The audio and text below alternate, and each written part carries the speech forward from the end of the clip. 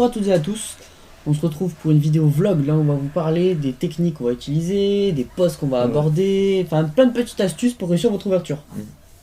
On va essayer de passer par plusieurs choses et on va vous présenter nos cannes aussi, nos cannes qu'on va avoir à l'ouverture, et Alexis va faire un investissement très bientôt. Et cher. Donc, cher, très cher, dans lequel on va vous en parler aujourd'hui.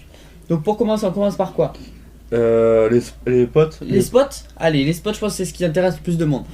Alors, les brochets, on sait, à l'ouverture, comme on n'a jamais encore pêché, on ne sait pas exactement où les chercher et où ils se situent. À quoi ils vont réagir, la température de l'eau, s'ils sont actifs ou pas, il y a plein de choses comme ça. Même la météo, etc., des jours précédents, peut faire varier ça. Donc il faut vraiment être très très polyvalent et savoir s'adapter très vite aux conditions. Et quand vous avez trouvé la technique qui marche, là vous pouvez vraiment toucher. Et passer le plus de l'heure possible, différent, trouver la pêche. Il faut vraiment trouver la pêche, voilà. Donc ça, c'est ça qui est dur à l'ouverture, donc il faut être très polyvalent. Donc passez avec tous les types de leurres que vous avez dans vos boîtes. Vous pêchez un quart d'heure, 20 minutes, une demi-heure maximum avec un leurre. Si ça n'a toujours pas pris, hop, vous changez. Vous changez même de type de leurre. Si par exemple vous avez des touches mais vous n'arrivez pas à les piquer, vous essayez de changer le coloris ou le leurre. Si vous avez un leurre souple, vous essayez un autre leurre souple pour essayer de les intéresser. Pendant qu'on va vous présenter nos cannes, on a des leurres dessus, on vous les présentera rapidement pour vous montrer quelques leurres à utiliser.